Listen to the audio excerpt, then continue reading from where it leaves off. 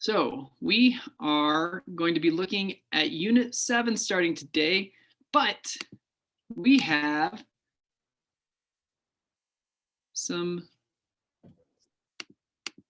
wait a second, is this all out of order? Oh, this is going to be a little bit out of order. We're not going to do some of the stuff today.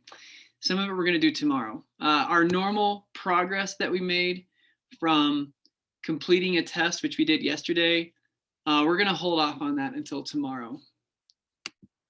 Okay, let's just go back and review a couple of things. We've got normal distribution. We did a whole unit on this, unit 2, in fact. And the normal distribution must be unimodal and symmetric with no outliers. The distribution is centered on the mean and its spread is determined by its standard deviation. Nothing new here. The normal CDF function allows us to calculate the area under the curve for set lower and upper bounds. And I didn't get logged in with my iPad yet, so let me take 1 second to do that. So I can sketch all over the screen.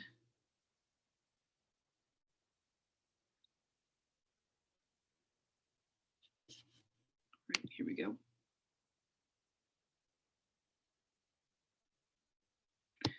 All right, so remember our normal CDF calculation allows us to do things like this, where we can say, going from this z-score up to this z-score, what's the area under the curve? And we can figure out, this also corresponds to the probability of getting a result in this range. So the total area under the curve is 1. So any portion of that represents the probability for falling in that range. All right, we're good to go with that.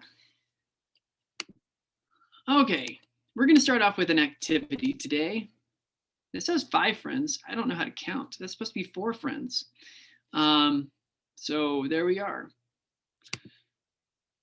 Consider a recent game of bowling among 4 friends indeed. Their scores were as given. What was the average score? Figure this out pretty quick. What is it?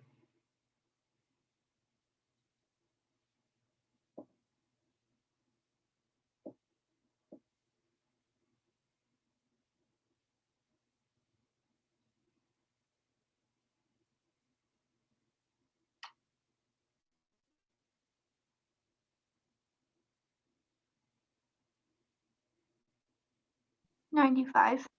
95. There we are. The average score was 95. You can figure that out pretty quickly. You might just be able to look at it and kind of figure out it's 95, but whatever the case, that's where we've got.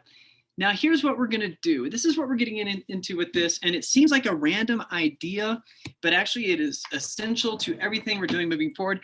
And I think one thing I failed to do first semester was really emphasize the importance of this unit, because I think a lot of it is just like, it's just minor changes to stuff we've learned before, but conceptually it is the foundation of a lot of the stuff that we're gonna be doing. So I really wanna hopefully emphasize this more and more. So we're going to take 2 random people. You can randomize however you like, and we're going to find the average, and then we're going to see how close to the true mean we are. So anyways, I'll pick 2 randomly, you pick 2 randomly, and we can just kind of see. So if how do I do this randomly? I'll use a random number generator, why not?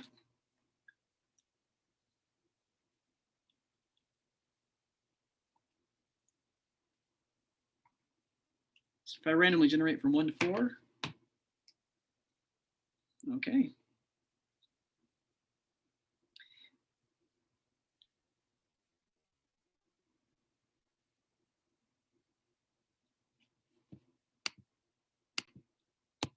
Kind of see what you guys did. I did use a random number generator from 1 to 4, and I got the second and third. So that meant I picked Byron and Candace. I get the average there. I got 95. Also, that was my sample mean, as we're going to be talking about. This is not the true mean from all the data points. This is the mean that I got from my sample. Now, what did you guys end up getting? Did you guys, I mean, and you can just like write on the screen different random means that you got.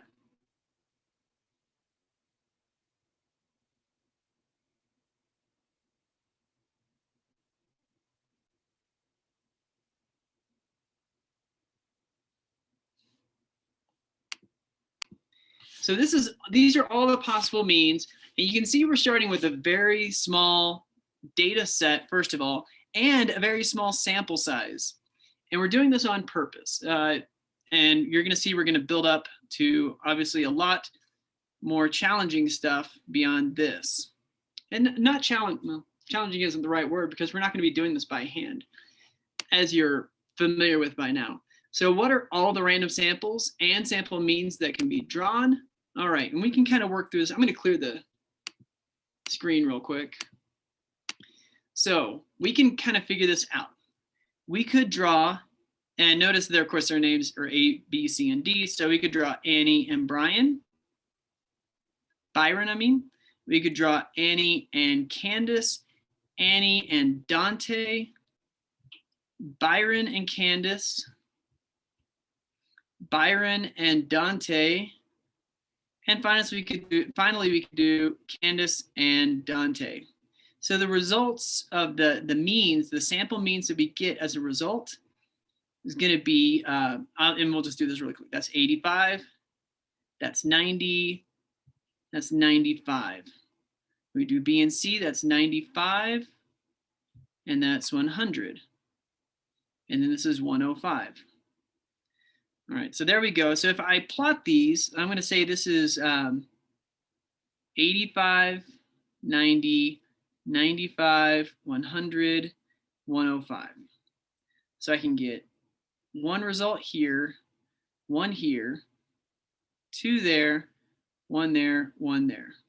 Those are the 6 possible outcomes from this very limited scenario. And already, just with this, you can see there's the start of a normal distribution. Okay. And I'm going to, well, maybe I won't talk about it now. We'll talk about this more. So that is kind of a very simple thing. Now, these are all of the Unit 5 test scores from my fall semester. And I want you to use a random number generator to come up with a sample mean. You want to pick 5 numbers out of this, and you can, I'm going to pick randomly 1 through 50 just to make this easier, just to explain how I'm doing this. Not that you necessarily need me to. So if I randomly generate a number between 1 and 50, my first number I got was 32. So this is 1 through 30 right here. So this is going to be 31, 32. There's my number. So each row here has 10 scores. So that can help you quickly find the numbers that you're looking for. So there we go. My first number is going to be 23. I'm going to include that in my 5 number sample. So before you get going on this, I want you to find a 5 score sample, and maybe you can do 2 of those. And then I want you to get a 10 person sample. So this is going to be a little bit time consuming. I'm going to just pause it right here, and you might have to take a while to get these samples.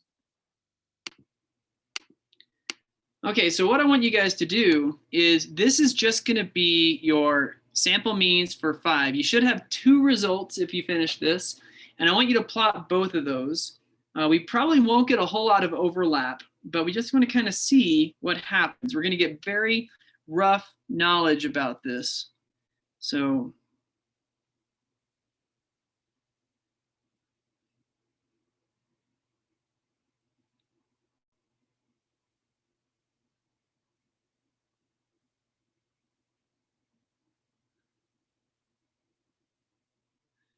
if you want to put dots down here to show what your 5 sample means came out to.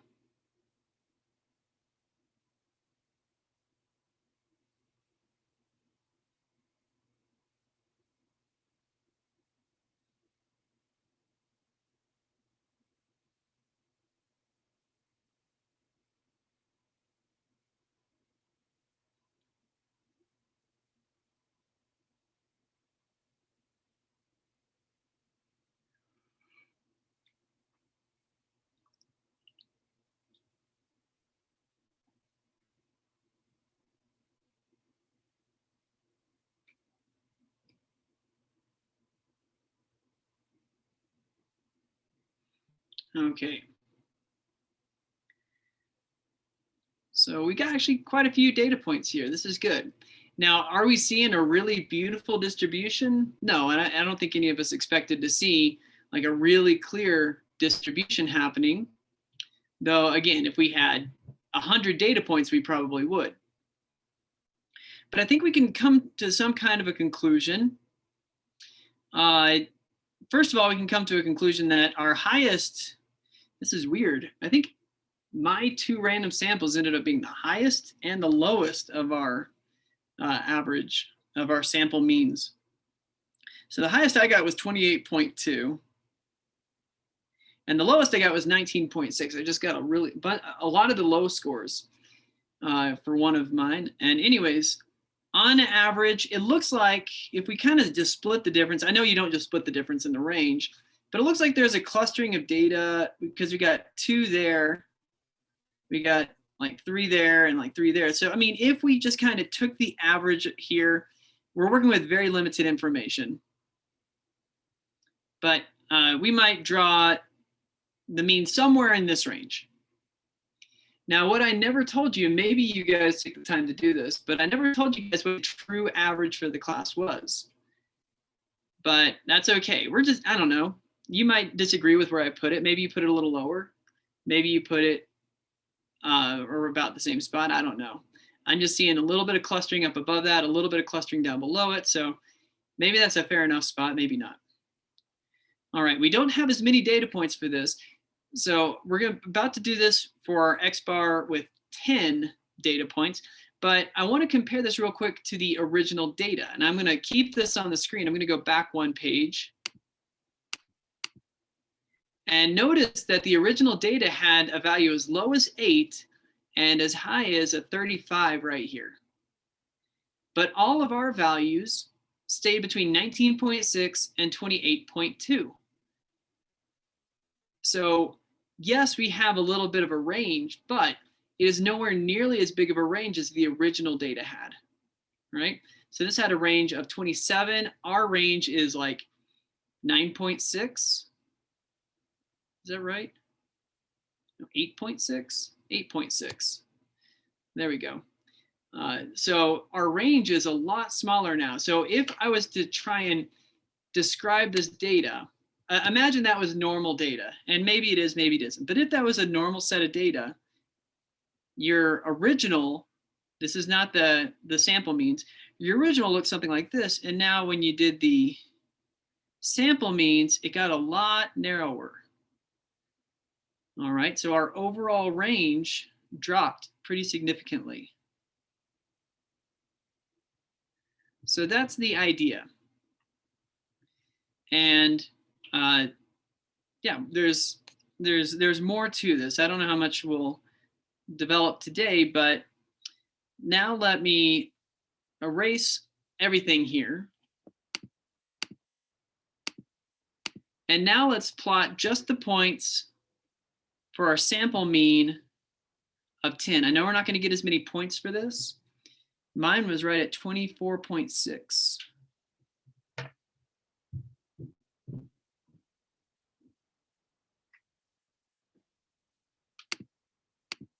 I'll see if some more points are added. This is not going to illuminate a whole lot, but imagine we got a lot of data points. Here's what we would find. And it's actually so weird that we have this point that's kind of a low outlier. But we would tend to find when we have a sample size of 10 that oh, look, there's another point that's just added. And now we can see a pretty good clustering right around here. All right. So I want to really quickly tell you what the true average was. The true average for this test, and when I say X bar here, maybe it's really, I should describe this as mu because it's the total. The true mean is 25.98. And the true standard deviation for this is going to be 7.7, essentially. So you can see that there's going to be the 7.7 means that we're going to be fluctuating from the 26, basically. You know, you're going to have anything about 33. So look at this is one standard deviation away. It doesn't even show up on the chart. That's the original data. But all of our data now is right in here with this one weird outlier that still falls within the original standard deviation. So most of our sample size 10 shows up pretty close to the true mean. If we could get another 100 points, we're going to see a lot of clustering right here. Maybe a few that get away, you know, we'll see some. So you're going to see this kind of clustering, okay? All right. So the bigger the sample size is, the more it's going to gravitate toward the true mean. All right, and we can feel comfortable with that idea. All right. So every time we take a sample, we get a different statistic. I don't think barely anyone got the exact same number as someone else. Maybe that happened a few times. We did see a couple of stacking going on when we saw the sample size of 5, but we don't, you know, it's unlikely we're going to get exactly the same number as someone else. A sampling distribution, and that's what chapter 18, is that what we're on? Yeah, I think this is chapter 18 in the book. This is a distribution that results from all of the possible samples of size n. And we can pick what that is. So we're going to get a different sampling distribution for sample size of 5 that we just did, as we would for a sample size of 10. And any given sample on its own is going to be different from the population parameter, and that's the sampling error. Okay, so we can think of the sampling error now. We were talking about as like, okay, we get our X bar of 6.7 and the true mean is 7.0. So we were always thinking of that as like, okay, so you were off by a little bit just because of something we can't control. And that's true. But now we can think of it in terms of a normal distribution. It says, well, it's going to be a sampling distribution that says this data point right here that ended up at that spot, you know, if this is your 6.7 and this is your 7.0, now we can think of it in these sorts of terms. So our sampling error will eventually be treated kind of like our standard deviation. And in the long run, we're going to get what we call not a sampling error, but our standard error. All right, and that's going to be important to understand. The sampling error is the deviation that we have from the true mean, but the standard error will be the average error that we get from all the samples that are possible. So one thing I want to emphasize right now, and I want to keep emphasizing, is that this distribution that I'm talking about now, this sampling distribution, is made up of a lot of different samples from the same data. So if I have a point here that represents one of the times I got, like, maybe this sample mean right here is 7.2. Now that's going to include, let's say this was a sample size of 5. This might include a data point, and that same data point shows up in this sample right here. So the data points can be drawn many, many times in different samples. But when we combine the unique set of data points for each sample, we're going to get different results. So this might be, 6.8. Now there's one point that's repeated between the two of them, but every dot in here, and this is the main takeaway, every dot in here represents a sample mean, so a different sample of size 5. Okay, any questions so far? Is this making sense enough? This is a good thing to know right here. A sampling distribution is always approximately normal, and the sampling distribution is equal to the population mean. So when I draw the sampling distribution right here, even though the data points represent sample means and they come from different samples, the mean of this So the mean of my samples is going to equal the true population mean.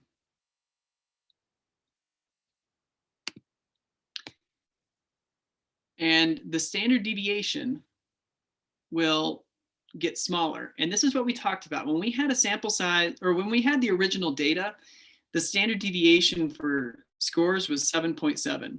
When we had a sample size of 5, the standard deviation for that gets much smaller.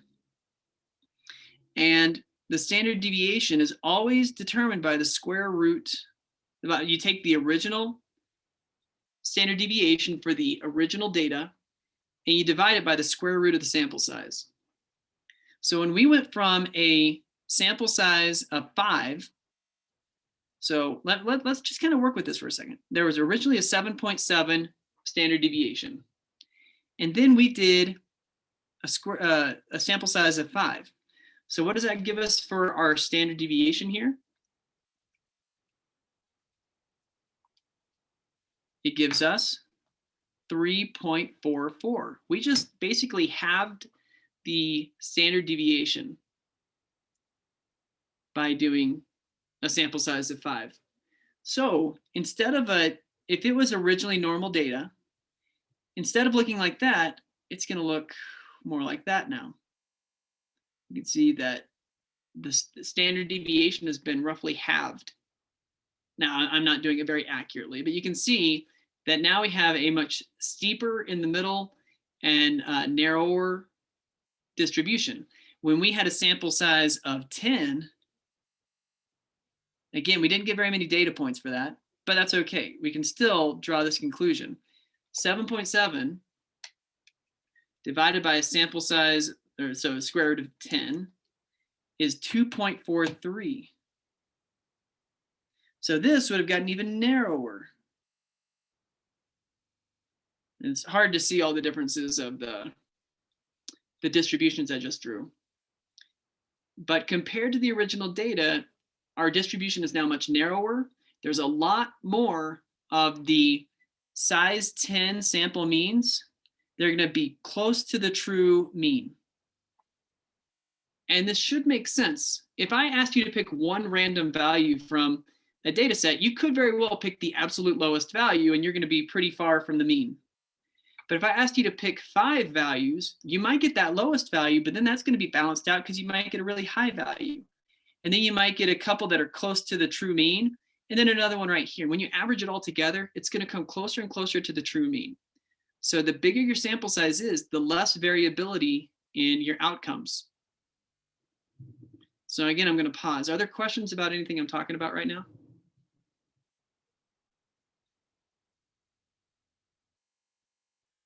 All right. I just hope that intuitively this is making sense. The bigger your sample size is, the less variation you're going to get in your data.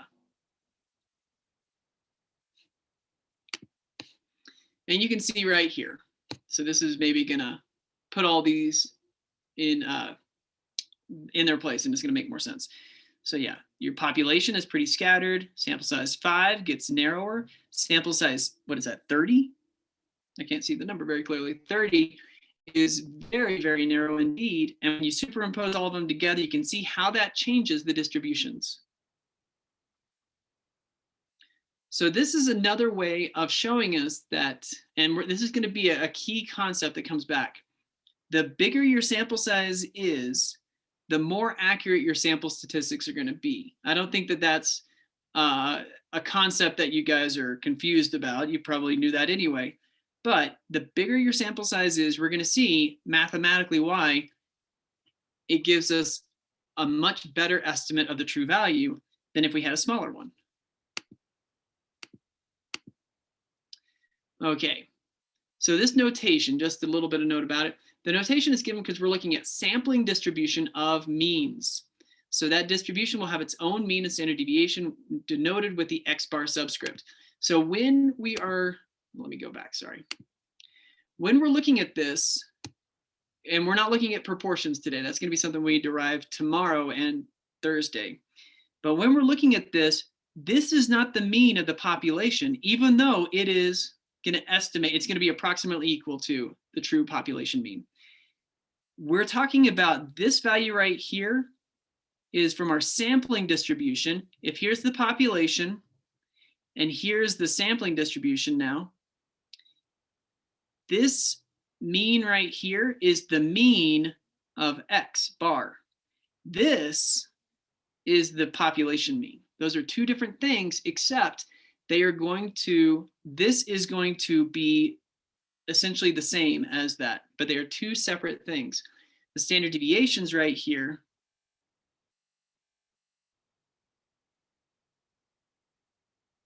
so if I write those on there real quick, those apply to different distributions. And one thing I want to point out, we did not create a sampling distribution with what we just did. The very first thing we did with just the bowling scores, that was a sampling distribution, because we delineated every possible combination of those four bowlers in groups of two. A sampling distribution is every possible sample that could be drawn. Okay, and luckily we can mathematically model what that looks like based on these formulas. So we don't actually need to worry about drawing multiple samples. So here we go. Just a little note, this is just kind of more of a notation thing or a terminology thing that might come up. It's good to know. So we have what are called biased and unbiased estimators. A biased estimator, so our sampling distribution mean should be equal to the population parameter. And an estimator is the name of what we are, predicting the population value is. An unbiased estimator is one that on average is equal to the population parameter. A biased estimator is one that's not. And you can see pretty clearly, if here's the true population mean, then an unbiased estimator is the ideal. We want it to match up. This one, something went haywire and it didn't work out. Okay, but typically what we're working with are unbiased estimators. And there we go. Yeah, so if you have a poor sampling method, then that can lead to biased estimators. And you can see examples of that. We have a few assumptions and conditions here. So when we are looking at a sampling distribution, the assumption is that these samples, the sample values must be independent of each other. So the outcome of one doesn't affect the outcome of another data point. The sample size assumption, sample size must be big enough, and we're going to develop this idea further in a different chapter. But yeah, we want to have a big enough sample size. And these assumptions are assumed to be true. So we don't necessarily check them. So that's important to know. Now with the independence, we can do the 10% condition. And that's another way of saying, even if it's not completely independent, if it's small enough, it's not going to affect anything. All right, the randomization condition. This is checked by making sure that we know that the samples were drawn randomly. All right, and we're going to learn these conditions now, and these are going to be the conditions that we see over and over and over again. Randomization, the 10% condition. All right, and this is normally easily met. We just look at how big is the sample size? 10, okay. How big is the population? 1 million people? Yeah, 10 is less than 10% of the population. So usually the 10% condition is met, no problem. And the large counts condition, there are other ones we're going to meet. Another condition, now I shouldn't necessarily say large counts because this only works with proportions. And it says right here, we can only check this when we're working with proportions. When we're working with means, we have other methods that we're going to talk about later. So we will, if I'm throwing out a lot of information in this chapter, it's just kind of getting you set up, and you will have a lot of practice with this as we get into where we're using it over and over and over again. So heights of males average 70 inches with a standard deviation of 3.5 inches. What proportion of males are shorter than 5 feet 6 inches? This is just a normal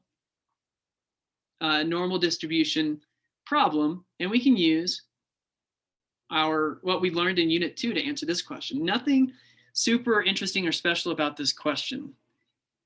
So I'll draw a picture, of course, to illustrate this. So the mean is 70. The standard deviation is going to be, I'll put it right here, is going to be 3.5. So that's going to be 66.5. And that's 73.5. Now 5 feet 6 inches, let's see, that's going to be 66 inches. So I'm going through this one pretty quickly. So that means I'm looking for this right around here, which is 66. What's my z-score? Well, it's going to be x minus mean divided by the standard deviation, which is 66 minus 70 divided by 3.5, which gives me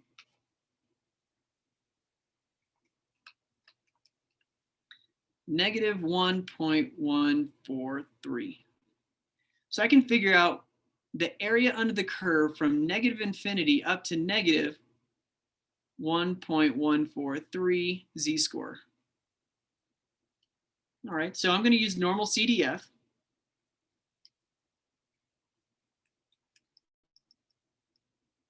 And it looks like about, when I did my normal CDF, I got about 0.1265. All right. And I'd hope for everyone in here, that would be a pretty standard, simple question if you saw that on the AP test. You could answer that. So 0.1265. So that's all well and good.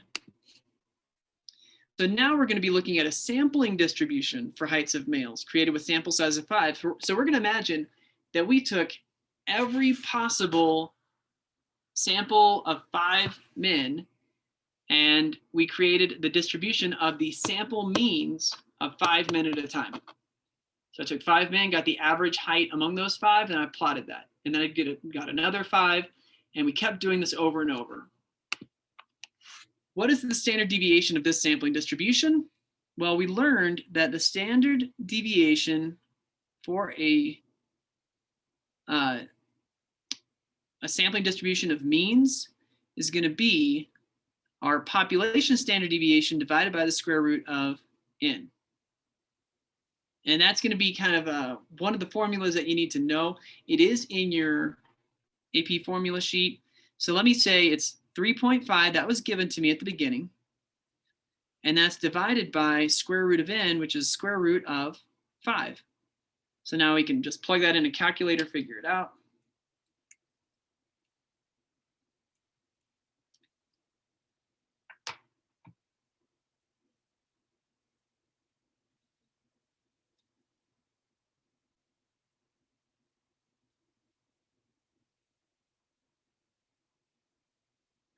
So I guess when it rounds, 1.57. So we went from a population that looks like this to a sampling distribution that looks like this. And now that 66 inches, actually I want to kind of answer a different question. So what proportion of males are shorter than 5 foot 6 inches? Let's not worry about this 71.2. Let's go back to 66 inches. If we were looking at, let me see if I have other questions here. All right. So, maybe we'll answer the original question. Okay, so I can see where I'm going with this. So 71.2. Is this unusual? Now I'm looking at a sampling distribution. Let me just focus on the sampling distribution that has a mean of 70. That doesn't change because remember, the mean of your sampling distribution is the same as the population mean. But now I've got 1.57. So this is 1.57 added on, so that'd be 71.57 right here. And that would be approximately 73.5 1, 4. Okay. So 71.2, unexpected. 71.2 lives about right here, maybe. So I'm just going to bring this up. So here's 71.2, and we can figure out our z-score. It's going to be 71.2, which is the data point of note, minus the mean of 70, divided by our sampling distribution standard deviation of 1.57, and that gives me a z-score of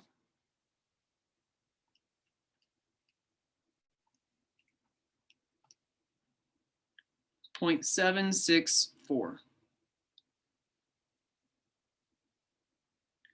All right, that doesn't seem especially unusual. So if we want to determine if that's unusual, what's the probability of getting that value or more extreme? So I want to get the value from there going up. We can do our normal CDF again. I'm going to go from 0.764 up to positive infinity. And that gets me about, there's about a 22%, see, 2224 is what I got. So there's about a 22% chance that you're going to get that extreme of a value or more. Now, does that mean it's unusual? 1 in 5 probability that I could get that outcome? That doesn't seem too unusual to me. 1 in 5, that happens frequently. Happens about 1 in 5 times, doesn't it? So is this unexpected? I would say no. That's not especially unusual. But what about if we got 71.2, but now we had a sample size of 30? So now let me figure out the standard deviation of that sampling distribution. So this is going to look a lot more like this, as opposed to that one on the right. So I'm going to have, let me see, standard deviation of x bar sub 30. So this is sub 5. So when it's 30, that is the population standard deviation divided by the square root of n, which is going to be 7.7 divided by the square root of 30.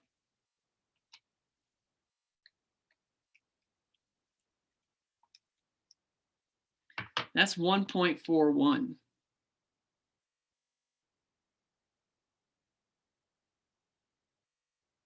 If I did my math right. So now I can do the same thing I did before. I'm going to use the same z-score calculation, but I'm going to change this to 1.41 as my standard deviation.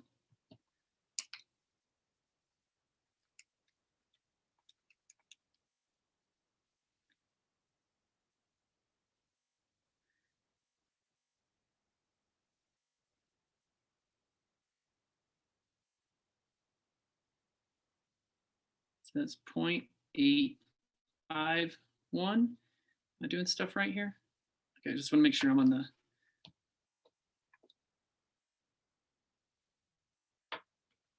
All right.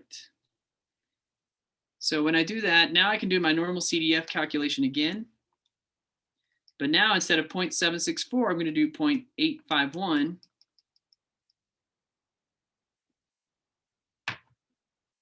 And I got, just making sure. Okay, 0.197. So the probability of getting that extreme of a value or more so is going to be, oh my gosh, I'm seeing what I did wrong. I was like, that doesn't look right. This doesn't seem right. Hopefully you guys caught what I did wrong. I was going back to the 7.7 from a long time ago. It's like, I did something wrong here. I'm an idiot. And I apologize that this is on film. I tend to do that a lot these days. That should have been 3.5. I was like, this isn't working out the way I thought. All right, let me correct this a bit. All right, wish I could go back and I don't actually edit these videos before I post them. So we're just going to be stuck with this mistake kept in here. So 3.5 divided by the square root of 30. There we go. Now it's 0.639. So divide this by 0.639. And now I can do that. Okay, it's going to make sense now. That's 1.878. All right. Are there questions on this? Because I apologize for confusing some numbers up. Okay.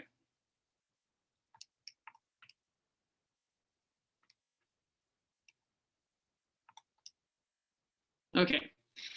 All good to go. So now if I do my normal CDF with this correct distribution, I get 1.878 up to positive infinity. And this, okay, now that's making sense. It's not this probability of happening. When I did my normal CDF for this, I got a 0.030. There's only a 3% chance of this happening. So would that be unexpected? Yes, because only a 3% chance. This had a 22% chance of happening when it was a sample size of 5, but 71.2 only has a 3% chance of happening if your sample size is 30. Because remember, you're going to take 30 random males, average their heights together. Chances are it's going to be very close to the true mean of 70. And 1.2 might not seem like it's that far away, but if you have 30 males, you're going to get actually closer to the mean on average than even 1.2 inches away. Okay. So that's kind of the takeaway. There's a lot more related to this, and I hope to develop how this is used moving forward, especially when we get into inference testing after spring break, or hypothesis testing, statistical inference. There we go. So as far as it goes, just read chapter 18. There's a worksheet, and there we go. If you have any questions, please feel free to stick around. Remember, your midterm is going to be on Friday, so it'll only help your grade. Have a wonderful day. I will see you tomorrow, and let me know if you have any questions.